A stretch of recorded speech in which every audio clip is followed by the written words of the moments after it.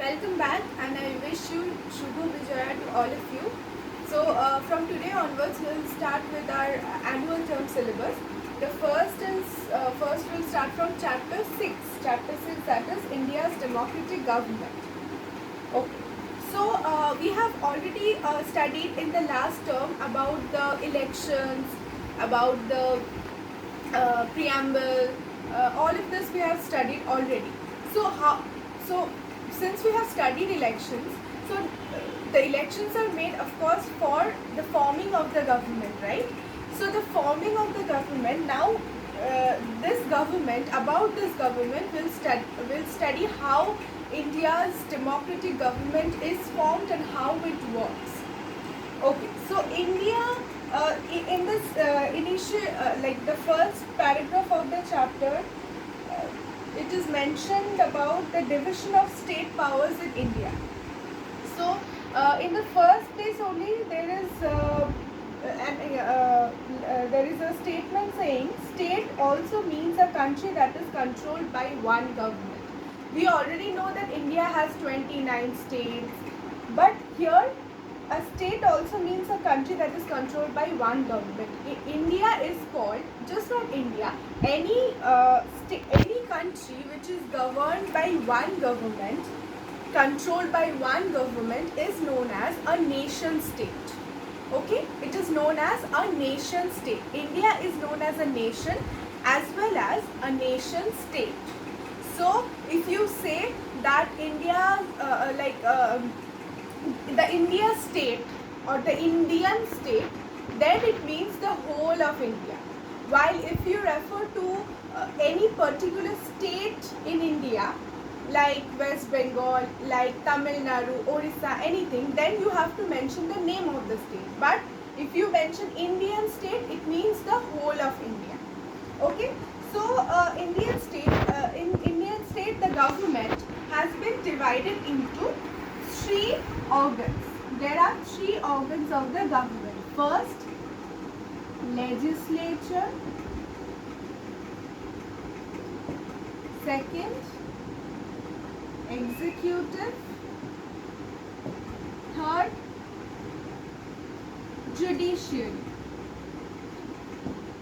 So these are the three organs of the government. Okay, So what are the functions of these three organs of the government? First, the legislature.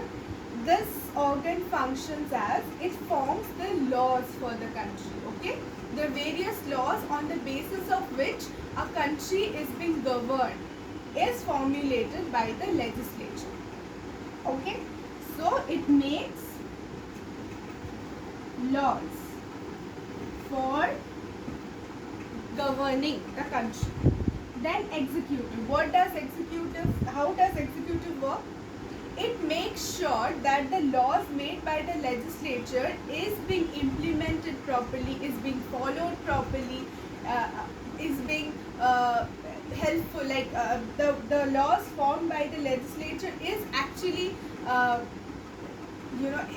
put to work or implemented in while the governing system is working on it, or while the governing system or the government is actually implementing all the laws formed by the legislature. So this executive takes care of this particular function. Okay, so it implements the laws made by the legislature.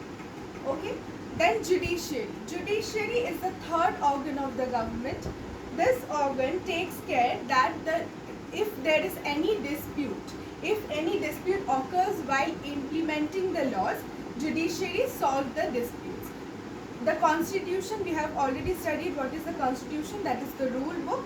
So judiciary is the guardian of the constitution, or it's a custodian of the constitution. It takes care that if there is any dispute, it solves all the dispute while the law is being implemented, and it sees everywhere in the country the law and order is maintained. So this is the work of the judiciary. So solves disputes in case of implementation of the laws. Okay, so these three organs of the government also works on the principle of checks and balances. All these three organs of the government works on the principle of checks and balances. Now checks and balances means that each organ of the government will check the power of the other organ and balance it.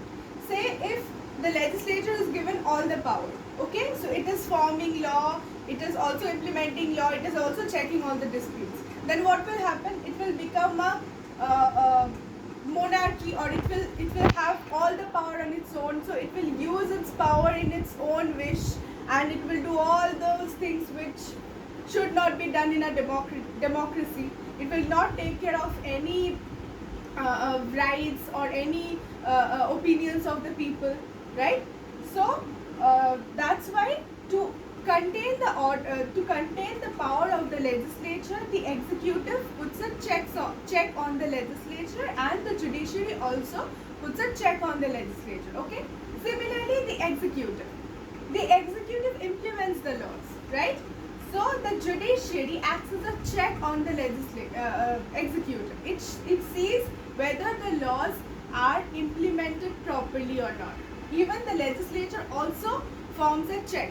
It sees whether the executive is properly implementing the laws, whether it is impacting the people, which is the main thing, which is the main motto or main aim of the legislature in forming the laws. Okay, so legislature and judiciary puts a check on executive and balances the power. Similarly, judiciary, it solves all the disputes, okay? But it solves all the disputes. If there is any dispute occurring while the laws are being implemented, it acts as a problem solver, right? So the judiciary's functions and powers are also checked by the legislature and the executive. So a legislature will form the law and will also see whether the laws are being implemented, and it will also try to minimize the chance of having any dispute. If it has dispute, then it will be solved by the judiciary. So then executive also sees, like the executive, the president, the prime minister, all are these parts, all are they are the members of the executive. So they only will appoint the judges, right? So by appointing the judges, by appointing the chief justice, these are judges or courts. These are the parts of the judiciary. So what is basically judiciary? Judiciary is the court, right? High court, Supreme Court. So the judges of the Supreme Court, High Court and other courts are being appointed by the judiciary. So this is the way by which they has a check on the power of the judiciary. Okay. So this is how the checks and balances in our democratic system works. So that none of these three organs have ultimate power. Okay.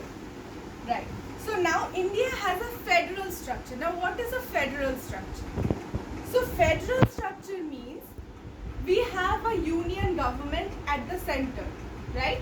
We have a union government. Our union government, our head of the government is the prime minister. Head of the government is the prime minister, and head of the country is the president. So we have a union government at the center, while the state also has their own governments, right? We have a chief minister, we have a governor, we have our ministers, our members of the legislative assemblies, the ministers of state. We have all of them in the state legislature or in the state parliament or in the state government. So we have a state government as well as a union government. This is the federal structure. Federal structure means the state also has their own governments. Okay. So the President of India or the Rashtrapati is the head of the country. Similarly, the governor or the Rajyapal is the head of the state government. Okay. So now we will see what are the what consists of the legislature, executive, and judiciary? So the legislature makes laws, we know. Now what consists of the legislature? So there is a central legislature which is called the parliament or the Sansad, Sansad, okay? So it has two houses. Legislature has two houses. One is upper house and one is lower house. So Lok Sabha, the lower house, Rajya Sabha, the upper house.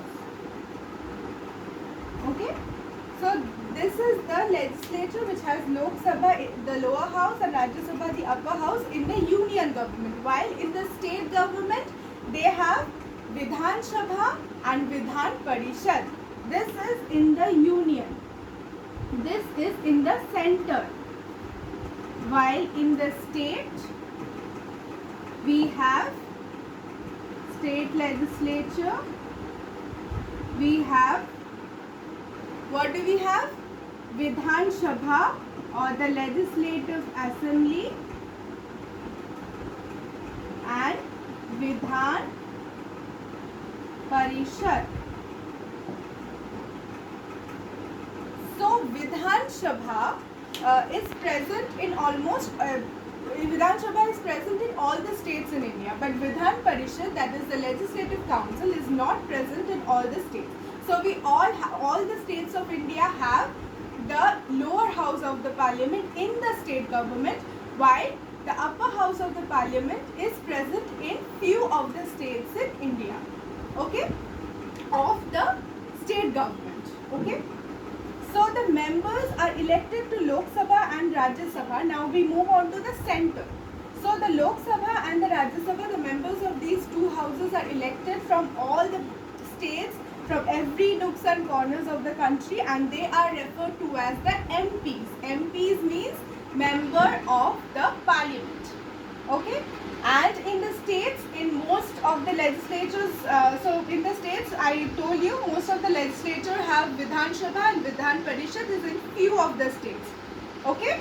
So members elected from all over the state to the Vidhan Sabha and Vidhan Parishads are known as MLAs, or yes, are the members elected to the Vidhan Sabha are known as MLAs, members of legislative assemblies. Okay, so now the powers and functions. So parliament has important powers. The first and foremost part is the making of laws. Then it keeps a check on how executive works, and this is done by asking questions and discussions. We see that in parliament the questions, the debates, the discussions happen before a law is being passed or how will it be implemented. So by this it keeps a check on the executive. Then controls how the executive branch will get and spend the money. So it controls the budget. It controls the annual budget as well as the state budget. So state legislature have similar functions. Legislature have similar functions whether in state or in the center. So I'm not repeating it. It's the same. So you can see the difference between the state government and the center government. Here in this table in page number 58, it's already given and I have explained. So just go through that. Then the executive. So executive branch of the government is the one which implements the laws which is formed by the legislature, right? So after election in the Lok Sabha and the Rajya Sabha, the party, so we all know that who forms the government? The majority party, the party which gets the majority votes. So the president or the head of the country and is being selected or appointed on a seniority basis, and on the basis of elections also, like elections which is conducted in the house of the parliament, and the governor of the state is also the governor of the state is being appointed by the president, and the actual power is with the government because the members have been elected by the people. So the executive branch is similar to the states and the center. So the executive branch consists of the Prime Minister, So the executive branch consists of the Prime Minister, the Chief Minister, and the Council of Ministers of both the center and the states. Council of Ministers of both the center and the states. So this is the composition of the executive. So executive is the one again who implements the laws or execute the laws. So they work. The Council of Ministers are being chosen or appointed by the Prime Minister. Are chosen by the Prime Minister, appointed by the President. And the government, the executive branch at the center and states has important functions like the ministers make sure that the policies of the governments are carried out. The government plans and present all the laws and discussions to the parliament or the Vidhan Sabha. So Vidhan Sabha and the Lok Sabha works in the same manner. Similarly, Rajya Sabha and Vidhan Parishad works on the same manner. Okay.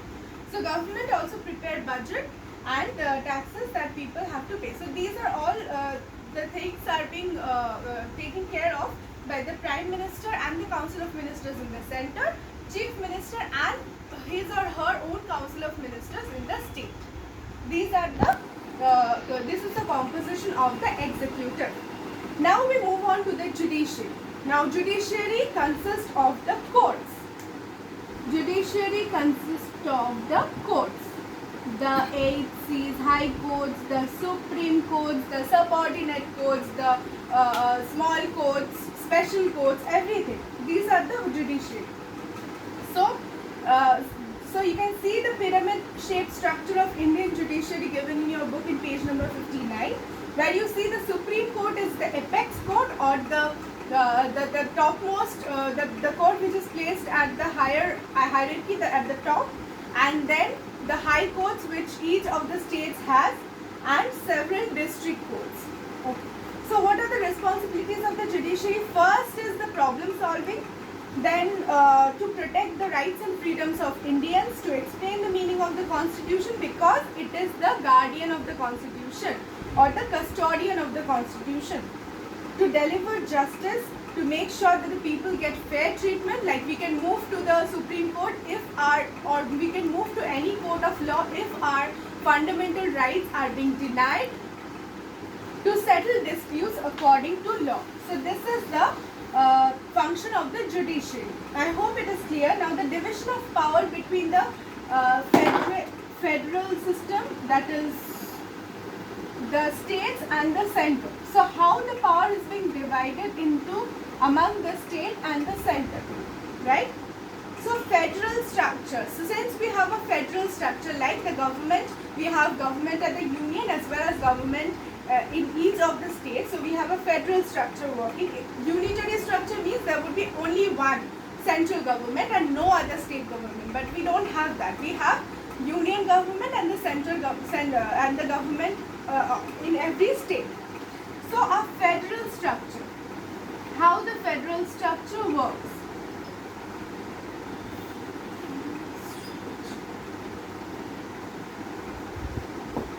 So first is the union list, state list, concurrent list. So the union list. So there are three lists. List means the list which will have all the programs or propaganda or not propaganda, or the list of all the important subjects on the basis of which laws will be made, like education, like healthcare, like environment, everything. So these all this list will have all the subjects which will, on the basis of which the laws will be made by the legislature. So the union list consists of all the subjects on which the center will formulate laws. That is the center, that is the legislature of the center, that is the Lok Sabha and the Rajya Sabha. They will form laws on the subjects of the union list. Okay, so the laws will be made by the union government, that is the union parliament, not union government, union parliament, that is the Lok Sabha, Rajya Sabha. Okay, Lok Sabha, Rajya Sabha, and the president. President, if he doesn't sign, then the laws won't become an act. Okay, so union list will contain subjects on the basis of which laws will be made by the union parliament, which consists of the Lok Sabha, the Rajya Sabha, and the president. State list. State list consists of all the subjects which are being given to the states. Like our union and the state divides all the subjects amongst themselves, so that few laws will be made by the center and few laws will be made by the state, since we have a federal structure. Okay, so we have already known who makes laws on the subjects of union list. Now we will know who makes laws on the subjects of the state list. So the subjects of the state list, the laws are made by the state parliament. So the state parliament consists of the state legislative assemblies, that is the Vidhan Sabha,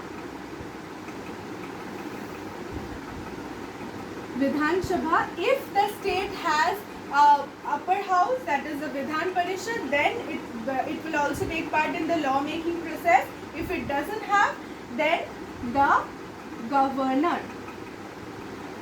Okay, so upper house, if any, upper house, if any.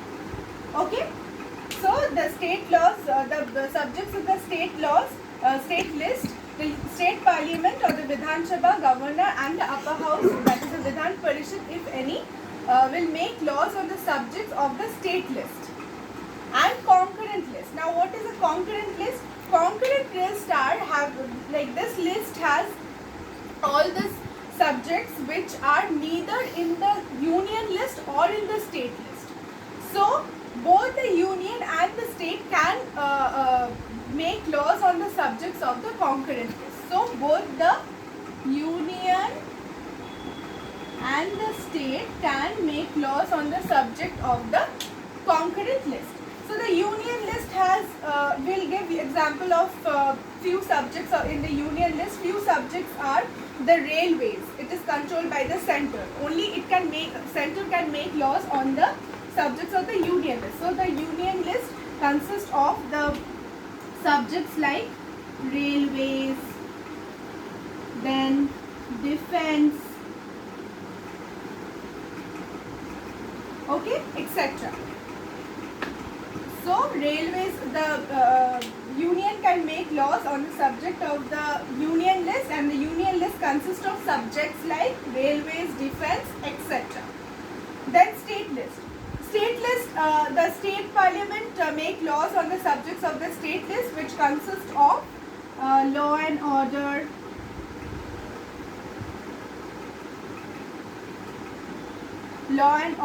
then transport and roads, etc. So any laws related to these subjects like law and order, roads, transportation, etc. will be made, which is mentioned in the state list. The laws will be made by the state parliament on this subject, on this particular subjects. Now concurrent list consists of subjects like education, electricity. So any laws regarding these subjects like education, electricity, etc., which is being mentioned in the concurrent list, the laws can be made by both the union or the state union parliament or the state parliament on the subjects, that is education, electricity, etc., which is mentioned in the concurrent list. So if there is any dispute, like if the center and the state are making laws on, say, education or any other subject of the concurrent list, then if there is any dispute between them, between the center and the state, then who will win or who will prevail on the other? The union, because In India, we have a strong center.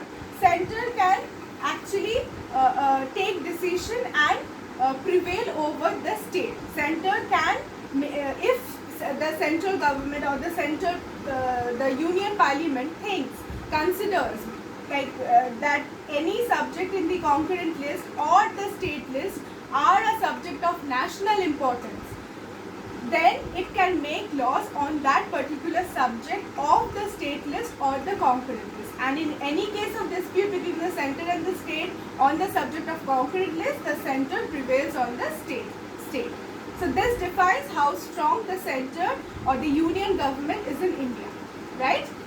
So I think I have made it clear who makes laws on the subjects of the union list, state list and the concurrent list. So union territories, we have 29 states and 6 union territories. So this union territories are being governed by the president, in the name of the president. Now the president appoints governors to the lieutenant governors to the various union territories to administer those union territories in the name of the president. It is being directly controlled by the president. So we have 2 union territories which have their own legislatures, that is Delhi and Puducherry. These are the 2 union territories which have their own legislatures. Okay, so thus we come to the end of this chapter. I hope it is clear. Just go through it. You have to understand what is the difference between the center and the state, how the central government works, how the state government works, and how the system of checks and balances work. So just go through the chapter and listen to whatever I have explained very carefully. If you face any problem, you can ask me. We'll be solving the question answers later. Thank you.